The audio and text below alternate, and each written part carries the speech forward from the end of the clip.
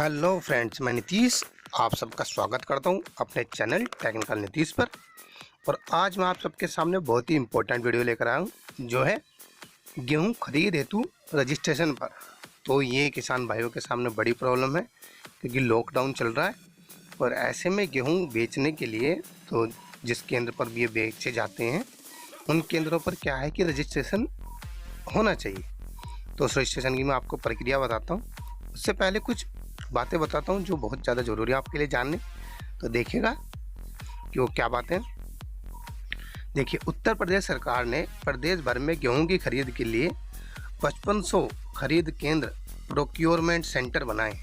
ठीक है ना, कितने केंद्र हैं? 5500 खरीद केंद्र हैं। इस बार गवर्नमेंट ने 5500 खरीद केंद्र बनाए। ठीक है ना। और इसके बाद जो नेक्स्ट पेज है, देखिए, इस साल 55 लाख मैट्रिक टन गेहूं की खरीद का टारगेट रखा गया है। गेहूं की खरीद 1925 रुपये क्विंटल के न्यूनतम समर्थन मूल्य पर की जाएगी। ठीक है ना। तो न्यूनतम समर्थन मूल्य क्या रखा गया है? वो रखा गया है 1925 रुपये प्रति क्विंटल। ठीक है ना। और देखिए नेक्स्ट, प्रदेश में तय टारगेट 55 लाख मैट्रिक टन गेहूं में से 15 लाख मैट्रिक टन गेहूं की खरीद भारतीय खाद्य निगम FCI सीधे किसानों से खरीदेगा। शेष गेहूं की खरीद सरकार के विभिन्न एजेंसियों द्वारा की जाएगी। ठीक है ना। गेहूं जो है वो किसानों से खरीदा जाएगा और शेष जो खरीद होगी वो विभिन्न एजेंसियों के द्वारा की जाएगी। ठीक है ना। उसके बाद देखिएगा नेक्स्ट क्या है। ये सरकारी केंद्रों पर गेहूं की बिक्री के लिए किसानों को अपना रजिस्ट्रेशन करना होगा। जिन किसानों का खरीफ सीजन 19-20 में धान खरीद के लिए रजिस्ट्रेशन कराया था, उन्हें फिर से रजिस्ट्रेशन कराने की ज़रूरत नहीं है। ठीक है ना। देखिए, जो ऑनलाइन रजिस्ट्रेशन होना है उसकी प्रक्रिया मैं आपको दिखा देता हूँ। ये स्टेप बाय स्टेप होना है और मैं आपको बता दूंगा कि कैसे कैसे होगा।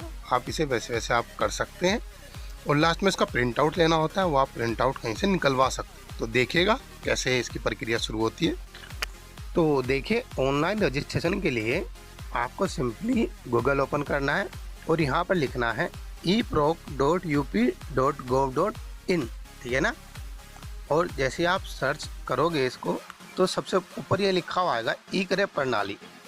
ठीक है ना। तो आपको इस पर क्लिक ना कर नीचे देखिए लिखा हुआ है गेहूँ खरीद हेतु उत्तर प्रदेश स्टेप 5 पंजीकरण लोक। तो आपको गेहूँ खरीद हेतु पर क्लिक करना है। ठीक है ना। तो देखिए, मैंने गेहूँ खरीद हेतु पर क्लिक किया तो यहाँ पर ये आ जाएगा किसान पंजीकरण हेतु महत्वपूर्ण जानकारी। तो यहाँ पर जो जानकारी दी गई है इन्होंने स्टेप बाय स्टेप बताया गया है कि कैसे कैसे आपको ये रजिस्ट्रेशन करना है, पंजीकरण करना है। ठीक है ना। तो ये सब जानकारी यहाँ पर इन्होंने दी गई है। तो लेकिन ये जानकारी आप क्या करेंगे, पढ़ लेंगे।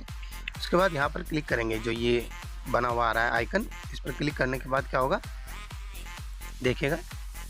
जैसे आप इस पर क्लिक करोगे तो क्या होगा, पंजीकरण प्रारूप ओपन होगा, पंजीकरण प्रपत्र, पंजीकरण ड्राफ्ट, पंजीकरण संशोधन, पंजीकरण लोक, पंजीकरण फाइनल प्रिंट, लोक के उपरांत टोकन बनाएं। ठीक है ना।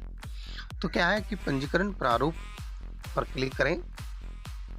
देखिए क्या होगा कि एक PDF जनरेट होगी, इसे डाउनलोड कर लीजिएगा। मैंने पहले से डाउनलोड की हुई थी। देखिए इसे ओपन करके देखिए, इन्होंने बताया हुआ है कि आपको क्या फॉर्म क्या है, इसका क्या फॉर्म आपको भरना है। ठीक है ना। तो वो फॉर्म देखिएगा कि क्या फॉर्म है। देखिए, न्यूनतम समर्थन मूल्य पर गेहूं खरीद हेतु कृषक पंजीकरण प्रारूप, ये कुछ पंजीकरण प्रारूप है। ठीक है ना। रबी की क्रॉप है।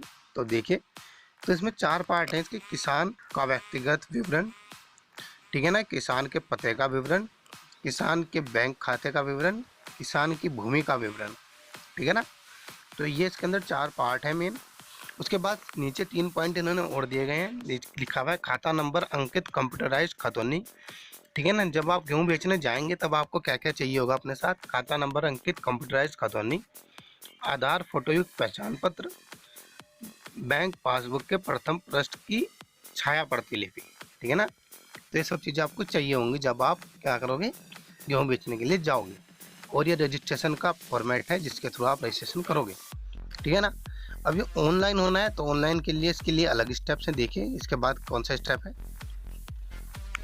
अब लिखा है पंजीकरण प्रपत्र। जैसे आप इस पर क्लिक करोगे तो तो ये पूरा का पूरा ओपन होके आ जाएगा। देखिए मैं ओपन करके देख लेता हूँ इसको क्या होता है। देखिएगा ये आया किसान का व्यक्तिगत विवरण, किसान पंजीकरण प्रपत्र है ना। तो आप किसान है, किसान का नाम हिंदी में, किसान का नाम अंग्रेजी में, पति का नाम, पिता का नाम, ठीक है ना, आधार का नाम, जेंडर, आधार संख्या, मोबाइल, किसान की भूमि का विवरण, किसान के निवास का पता, किसान के बैंक का विवरण, ठीक है ना। ये आप सबको भरने के बाद क्या करना है, आपको पंजीकरण करे पर क्लिक कर।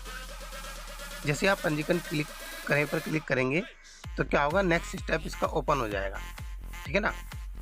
तो देखिएगा जैसे आप इसका नेक्स्ट स्टेप पे जाओगे वो क्या है, पंजीकरण ड्राफ्ट। सेकंड स्टेप को पूरा करने के बाद ही पंजीकरण ड्राफ्ट स्टेप चलेगा। फिर अगर पंजीकरण में कुछ संशोधन, कुछ एडिटिंग आपको करनी है तो पंजीकरण संशोधन चलेगा, नहीं तो आपको क्या करना पड़ेगा, पंजीकरण लॉक करना पड़ेगा। पंजीकरण लॉक करने के बाद ही फाइनल पंजीकरण प्रिंट होगा, ठीक है ना। पंजीकरण लॉक करना जरूरी है। और जैसे आप पंजीकरण लॉक कर दोगे उसके बाद पंजीकरण संशोधन नहीं होगा, ठीक है ना। तो आपको क्या करना है, पहले देख लेना है कि मेरी जानकारी सही है, फिर उसके बाद पंजीकरण लॉक करना है, उसके बाद पंजीकरण फाइनल प्रिंट निकालना है, और उसके बाद लॉक के उपरांत टोकन बनाए। उसके बाद क्या करना है, आपको टोकन बनाना है। उस टोकन की हेल्प से आपको जहाँ पर आप केंद्र पर जाओगे, जिस केंद्र पर जाओगे वहाँ पर आपका जो गेहूँ है उसकी बिक्री हो सकेगी, क्योंकि वहाँ पर ज़्यादा भीड़ भाड़ न हो, तो इसलिए क्या किया है ना, टोकन की फैसिलिटी बनाई है। तो मैं समझता हूँ कि जो मैंने आपको जानकारी दी है वो आपके लिए यूज़फुल होगी, और इसी के साथ मैं आप सभी का धन्यवाद करता हूँ। और अगर ऐसी जानकारी आपको चाहिए तो आप हमारे चैनल को सब्सक्राइब करें, क्योंकि इस पर जो भी किसान से रिलेटेड बातें होंगी, जो भी किसान से रिलेटेड न्यू टास्क आएंगे उस पर मैं वीडियो आपको बना कर देता रहूँगा। तो आप सभी का धन्यवाद।